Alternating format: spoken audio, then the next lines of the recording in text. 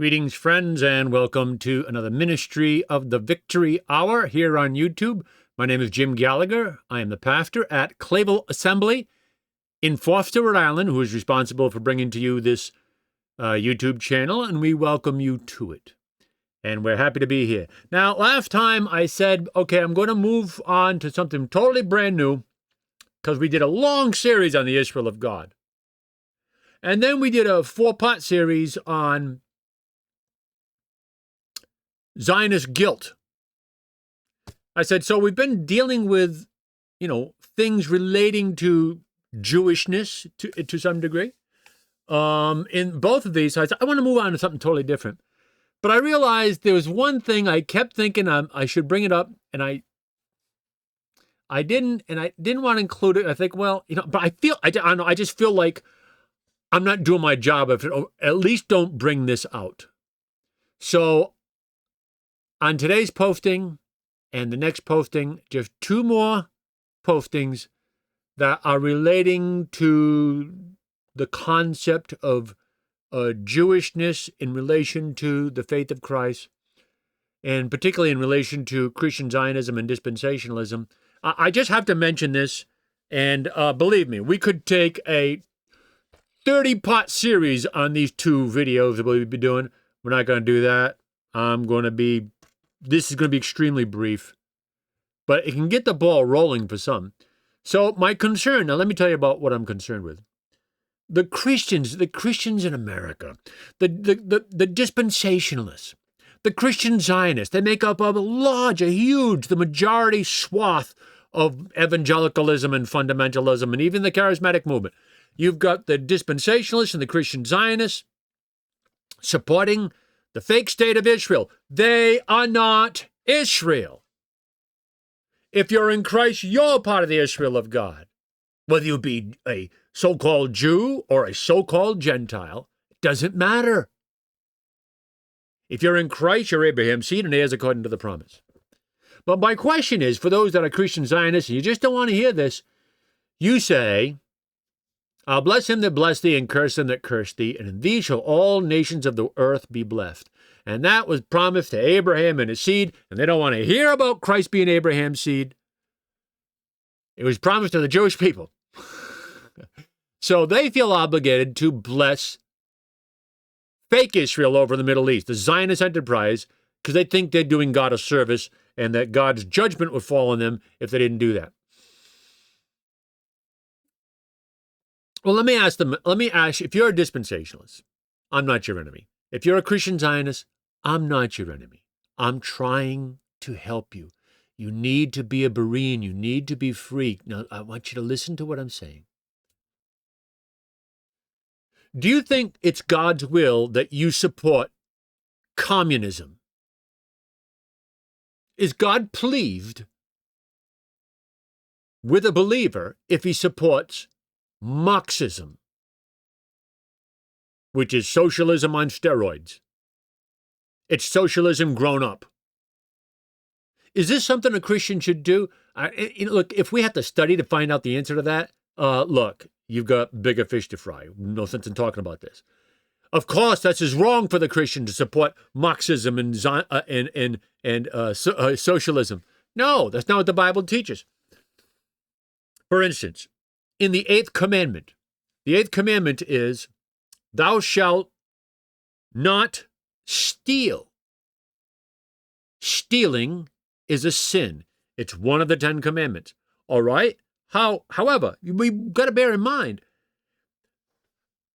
the divine presumption in that commandment is the concept of personal property rights. The very Decalogue, the very 10 commandments, presumes personal ownership of property.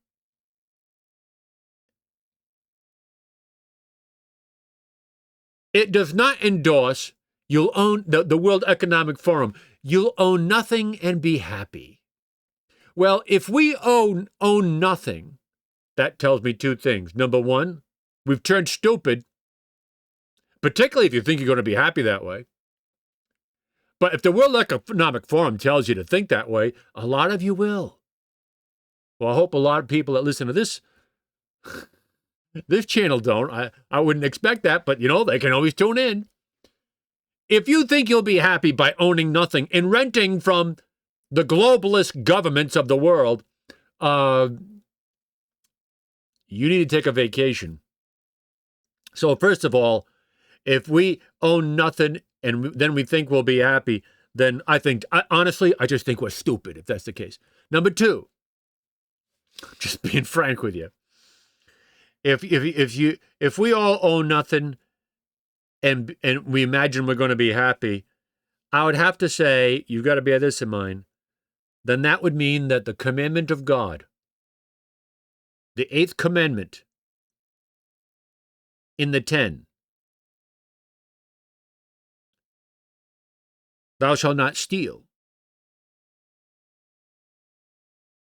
is a nonsensical commandment. God presumes something that we shouldn't have, private property. Oh, just ask John Lennon. There'll be no more private property. Imagine all the people. Well, then God doesn't know what's best, but John Lennon does, as well as Vladimir Lenin. This is crazy. The Bible does not endorse communism and redistributionism. The Bible also teaches us a personal duty to charity. It is never directed at government. It's directed at individuals and people. The believer has a duty to show charity. Now, it is true for governments in the sense that they represent the corporate group of people. And so when strangers were to travel in the midst of the children of Israel, they were to show them kindness. And if someone needs help, you give them lend a helping hand. But this is not a commandment to government. It's a commandment to God's people, the people as individuals. The Bible does not promote redistributionism, particularly through the state. Someone says, well, that was in Acts. In Acts, they redistributed by their free will offerings of grace and love, not by a gun put to your head by the government, who doesn't even believe in God and teaches against his word. And they said, you're going to give to charity, give it to us, and we get our cut, and a little bit will go to some of your other fellow countrymen. That's not what the Bible teaches. The Apostle Paul taught in 2 Thessalonians, chapter 3, I think. The Apostle Paul taught, if a man will not work, then let him get food stamps. Let him go in the government dole. No, Paul taught, if a man will not work, neither let him eat. The Bible teaches personal responsibility. Someone's in need, they're trying, but some reason they can't make it, put things together, then we should help out of love and free will offerings. Not government redistributionism. We know that. And in Romans chapter 13, we're told to obey the higher powers because the higher powers are ordained of God. And if you disobey the higher powers that God has appointed, then it's rebellion against God. It's right there in Romans 13. Now, there are instances where we must disobey government authority. When they are asking of us to sin against God and his word, we have to say, sorry, not doing that. Outside of that context, God will appoint even the basest of men to rule over the kingdoms of this world. In other words, God will sometimes appoint evil, wicked men to rule over a people. Oftentimes he does that as a form of punitive judgment and justice, or a form of chastisement for their prior sins. It's the Bible. The Bible does not promote communism. It does not promote redistributionism. It does not promote no private property. It doesn't promote Marxism.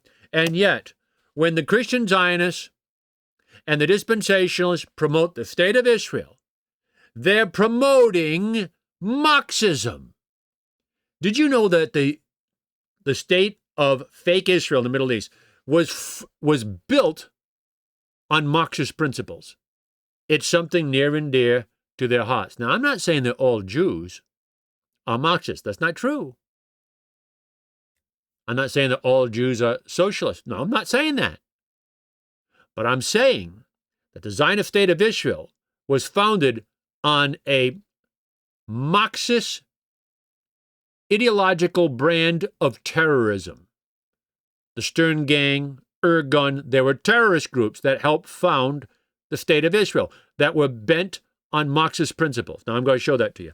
I want to prove this because I'm saying this for the sake of the Christians that have been supporting this. This is not God's will. You say, oh, come on. So you're making it sound like Jews have a disproportionate representation in Marxist ideologies. They do. And I will prove that to you from their own words. And, well, okay. This verse is, and I'm going to give you things, you can look them up.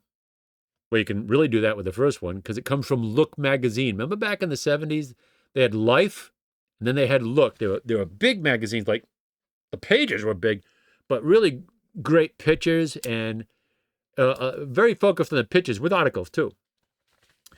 But Look magazine, January 16th, 1962. Look it up.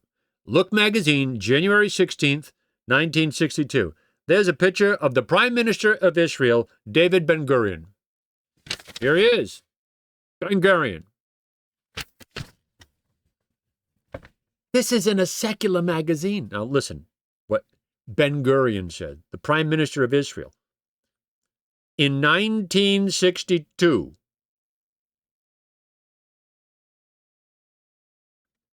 Prime Minister David Ben-Gurion said, quote, "The image of the world in 1987 have traced in my imagination.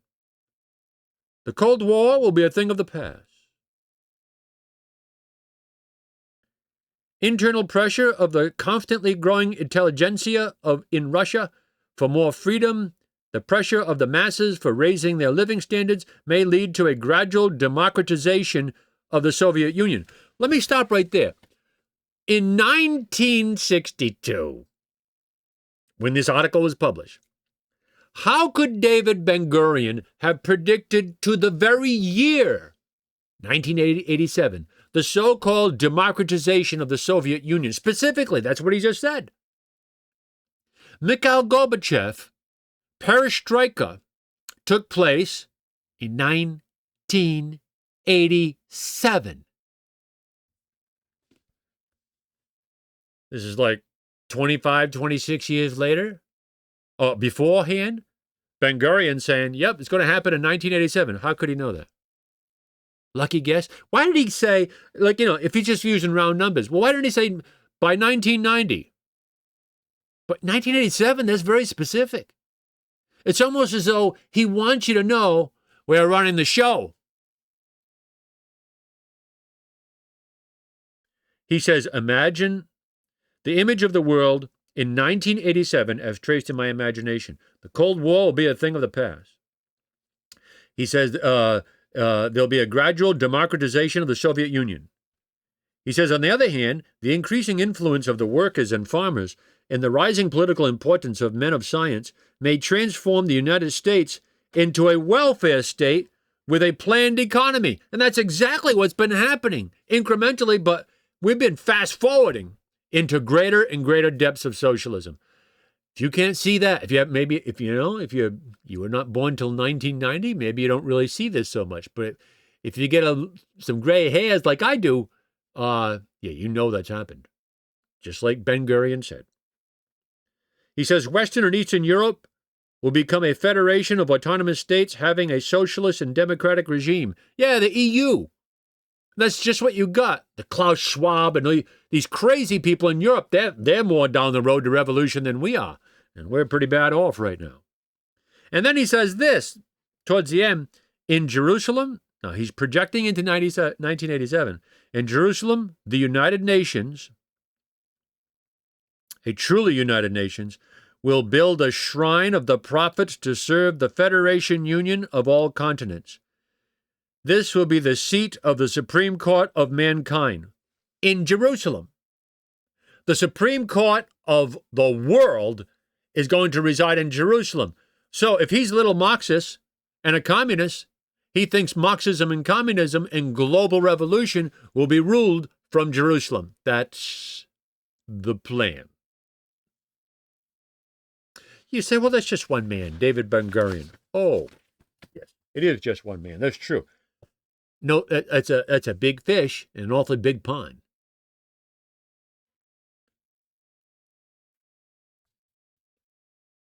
Well, this one isn't from a Jewish source, but it's someone you recognize.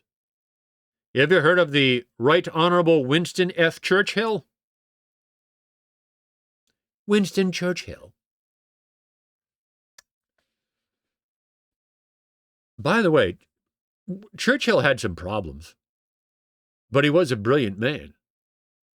No one's going to question that. I don't know what his IQ was, but he was no dummy. Winston Churchill wrote a piece entitled Zionism versus Bolshevism, A Struggle for the Soul of the Jewish People by the Right Honorable Winston F. Churchill. Oh boy, there's stuff in here. He said, I'll read the first paragraph. It's just, well, one sentence. Some people like Jews, and some do not. But no thoughtful man can doubt the fact that they are, beyond all question, the most formidable and the most remarkable race which has ever appeared in the world. All right, we'll go with that. Jumping down to the third paragraph. It's entitled Good and Bad Jews. The conflict between, he writes, the conflict between good and evil, which proceeds unceasingly in the breast of man, nowhere reaches such an intensity as in the Jewish race. You get very good men, and then you get very evil. So that's what he's saying. This is his observation, Winston Churchill. I'm just reading what he's written. A little bit later, he says, and it may well be that this same astounding race may at the present time be in the actual process of producing another system of morals and philosophy as malevolent as Christianity was benevolent. In other words, when Churchill is writing, he's saying Judaism is responsible for the best and the worst that we find on earth. I'm going to keep reading. You see that. He says they're producing a system of morals and philosophy as malevolent as Christianity was benevolent, which, if not arrested, if not put to a stop, this bad pot, would shatter irretrievably all that Christianity has rendered possible. It would almost seem as if the gospel of Christ and the gospel of Antichrist were destined to originate among the same people, and that this mystic and mysterious race has been chosen for the supreme manifestations both of the divine and the diabolical. Whew. See, we're not saying all Jews are bad. Like, what? I love the Apostle Peter. I love the Apostle Paul. Matthew, John, all of them. Jesus.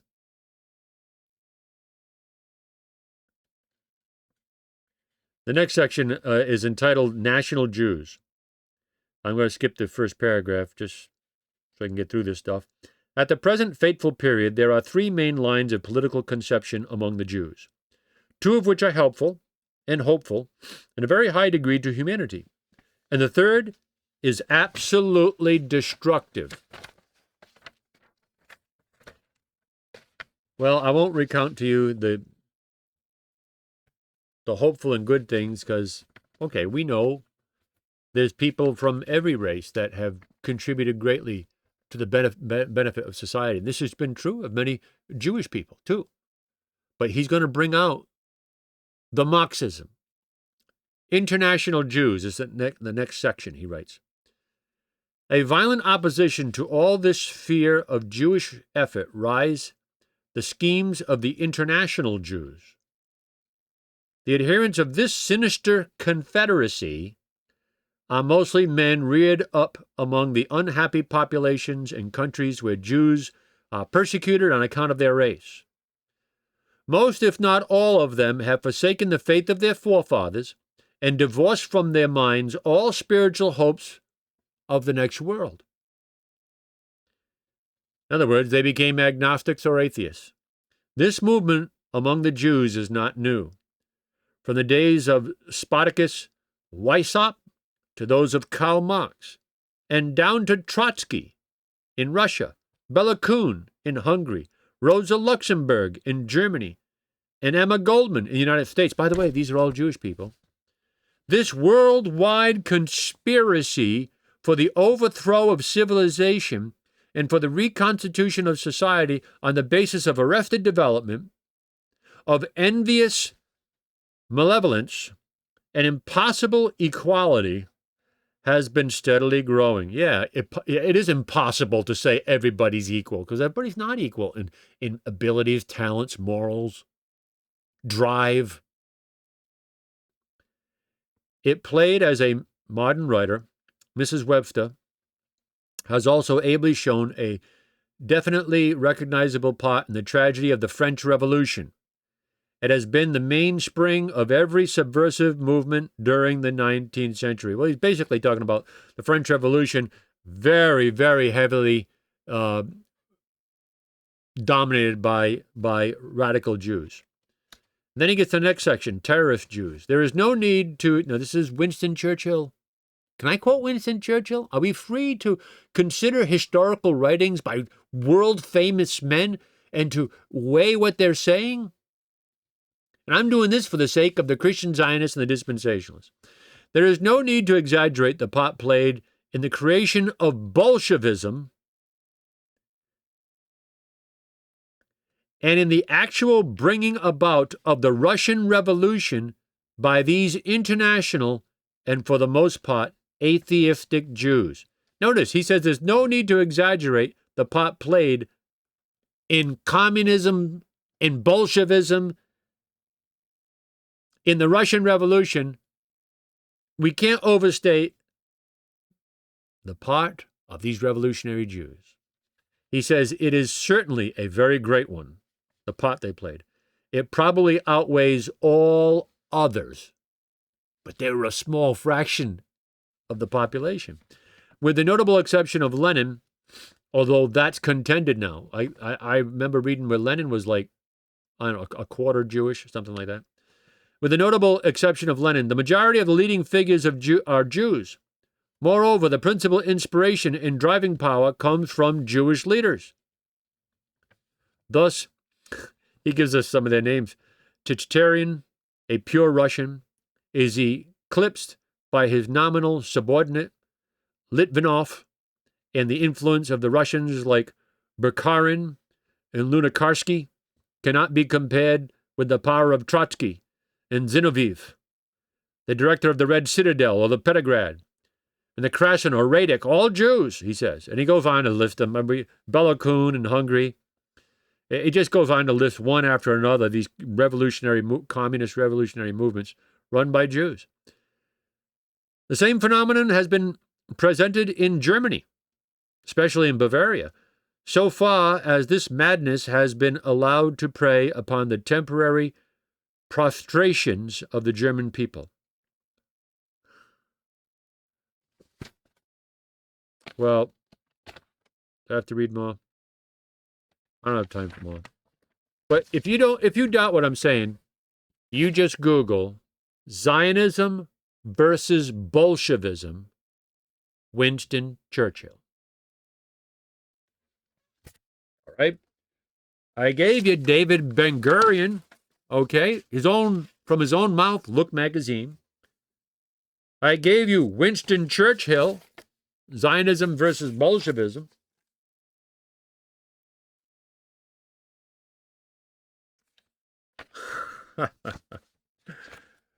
Well, let me do this one. Here's James Paul Warburg,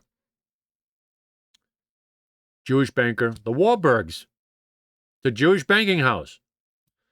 James Paul Warburg said, "We shall have world government whether or not we like it. The only question is whether world government will be achieved by conquest or consent." Yeah. He is the son, so you know, James Paul Warburg is the son of Paul Warburg. Paul Warburg was one of the founders of the Federal Reserve Bank. Okay.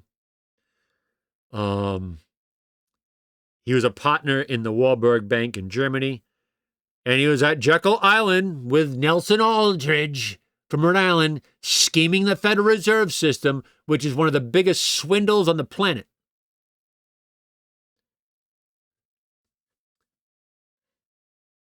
Nephew to Felix Warburg and Jacob Schiff, both of Kuhn Loeb Company, and they poured millions into financing the Russian Revolution. How far do we have to go with this?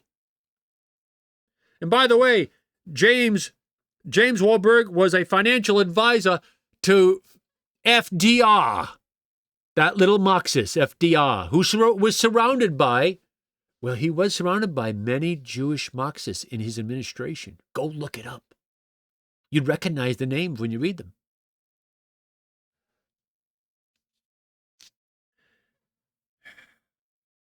And so Paul Warburg appeared before the U.S. Senate Committee on Foreign Relations on February 17th. Look it up, February 17th, 1950. And that's when he said, "We shall have world government whether or not we like it. The only question is whether world government will be achieved by conquest or consent." How am I doing on time? Oh, yeah, okay. And there's so much more I could read from this, but I put it aside. I'll read you one more. Billy Graham. See? Billy Graham and President Richard Nixon. I'm sure many of you have heard of this.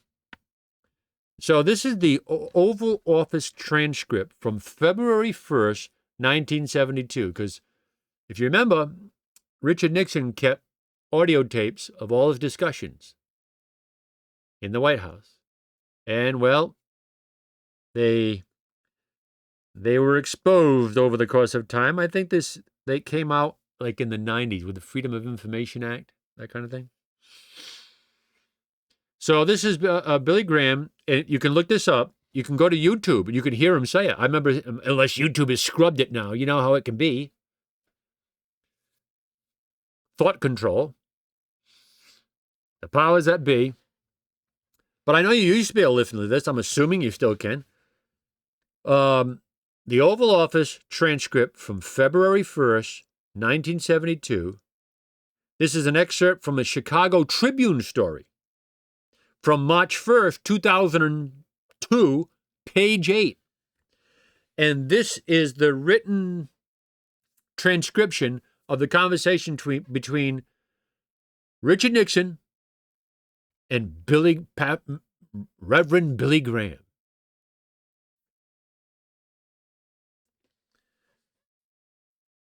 We read, and this is from the author James Warren from the Chicago Tribune, Reverend Billy Graham openly voiced a belief that Jews control the American media, calling it, quote, a stranglehold, end quote, during a 1972 conversation with President Richard Nixon, according to a tape of the Oval Office meeting released Thursday by the National Archives. Quote,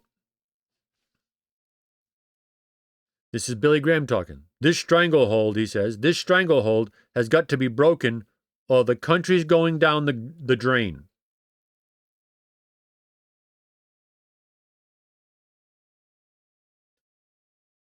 Nixon replied, "You believe that?" Graham answers President Nixon, "Yes, sir. Yes, I do believe that. Yes, sir," he says. And then Nixon replies, "Oh boy, so do I." So do I. I can't ever say that, but I believe it, Nixon says. Well, seems like Winston Churchill knew something about it. Then Graham replies, "No, but if you get elected a second time, then we might be able to do something." The author writes later, Graham mentions that he has friends in the media who are Jewish, saying, quote, "They swarm around me and are friendly to me," end quote. The author writes, but he confides to Nixon, quote, quoting Graham, "They don't know how I really feel about what they're doing to this country." I've got a whole several pages of quotes between the two talking about the subject. I'm going to let it go there.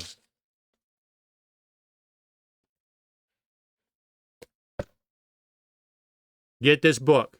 Get this book. Get this book. Get this book. The Making of Modern Zionism, The Intellectual Origins of the Jewish State. It's written by the author Shlomo Avineri. Shlomo Avineri. The Making of Modern Zionism, The Intellectual Origins of the Jewish State. You know who Shlomo Avineri is? The back cover tells us he's a professor of political science at the Hebrew University, is an internationally known political philosopher, and a leading figure in Israeli politics. He's the Jewish author who is very knowledgeable and learned in this field.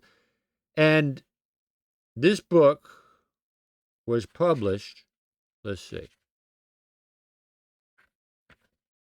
Where is the... Hold on.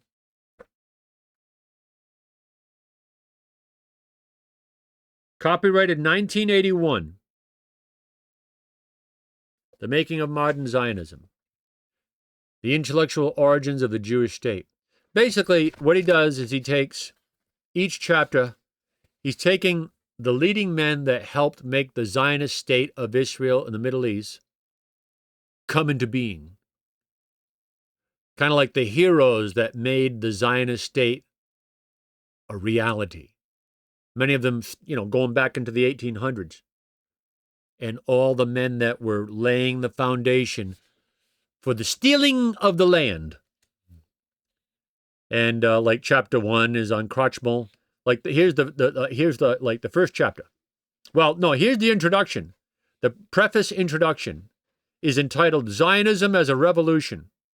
Remember, this is written by the professor at the Hebrew University of Political Science, an internationally known political philosopher and leading figure in Israeli politics. And his first chapter is Zionism as a Revolution. Did you know that the Zionist state of Israel was always designed to be a part of international revolution?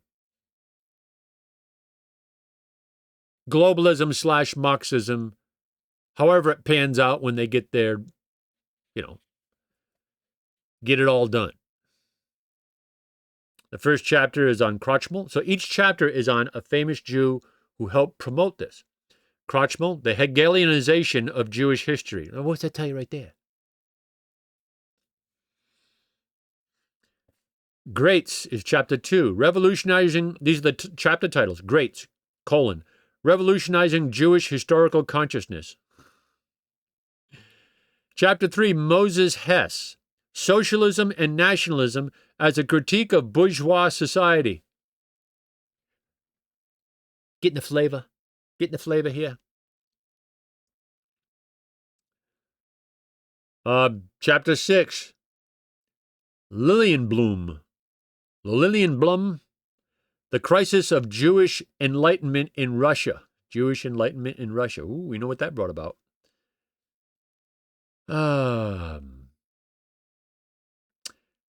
Chapter 10, Nordau, The Jews and the Crisis of Western Civilization. Yeah, there's a crisis in Western civilization. Thanks a lot, fellas. Chapter 13, Barakov, Zionist Marxism. Look, it's not hid. I'm not telling you conspiracy theories, nor am I saying that you need to go out and just, hate all Jews. Look, there's a whole bunch of Jews that don't even know what I'm telling you now. They don't even know these things. And they're not Marxists. They're not socialists. But there's a lot who are. And they do know. And they're in power over there in the Middle East right now, committing genocide. And the Christians going to send their money because God's fulfilling Bible prophecy. No, he isn't. His will has been done. It is being done. It will be done. But they're not doing God's will. And they're not Israel. They're Marxists. Atheist Marxists. Now, I know you've got Orthodox Jews over there. There's a religious element over there. That's right, there is. In a sense, for these secular globalist Jews, they're like useful idiots, I suppose.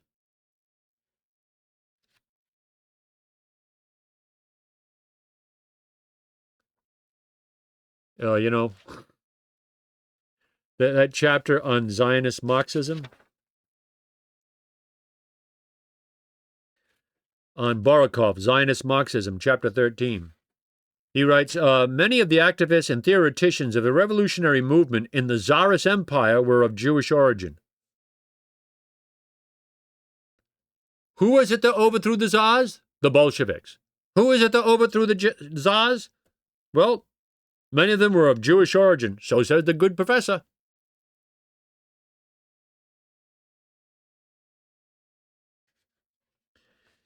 He says later, moreover, the largest and most developed socialist organization within the Tsarist Empire at the turn of the century was the Jewish Workers' Association, or the Jewish Workers' Bund. For many years, its membership was larger than any other socialist organization in Russia. Oh, surprising, right? According to the Bund, the Jews, just like the proletariat at large, have only one homeland: the revolution.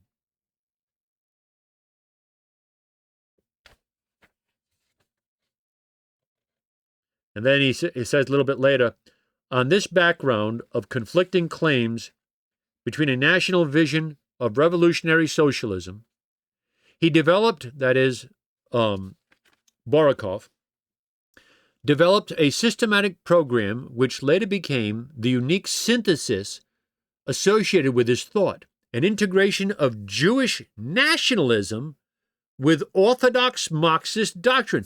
Think about that.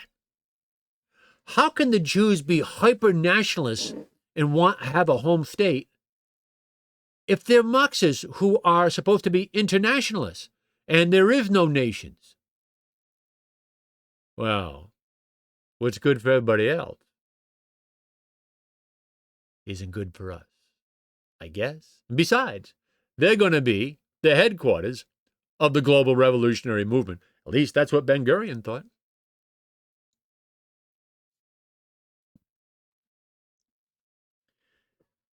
An integration of Jewish nationalism with Orthodox Marxist doctrine.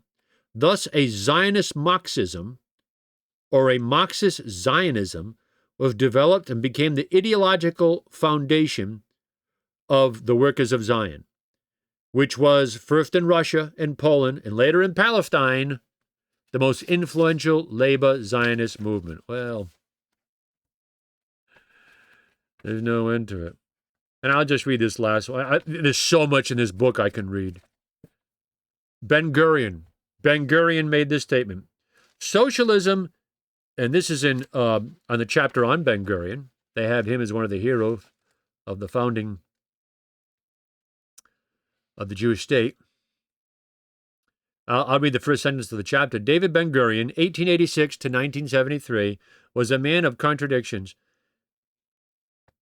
a socialist who in the 1920s wished to adopt Soviet models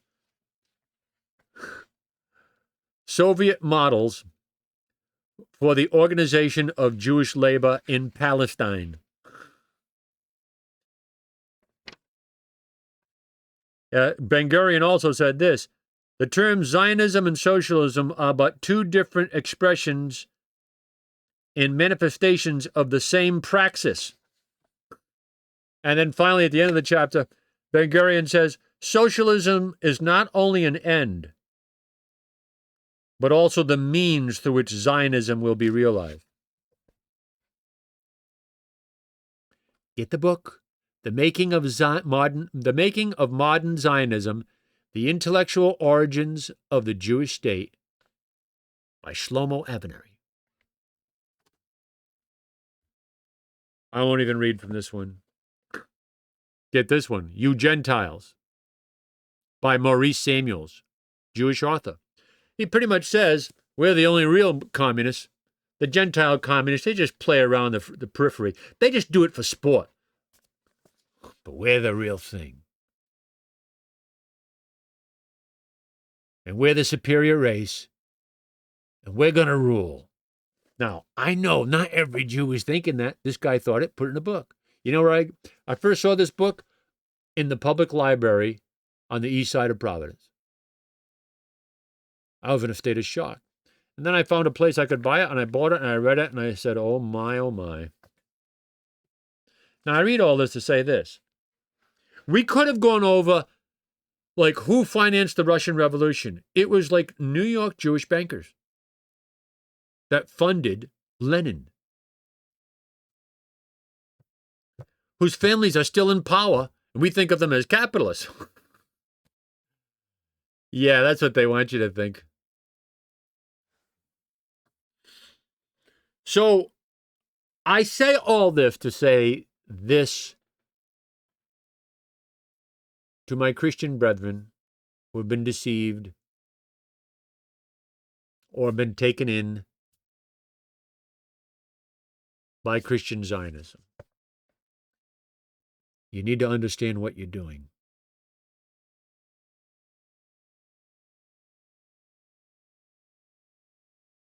You need to understand it. Go back and watch my series on this channel. Just click on our channel so you see all the videos.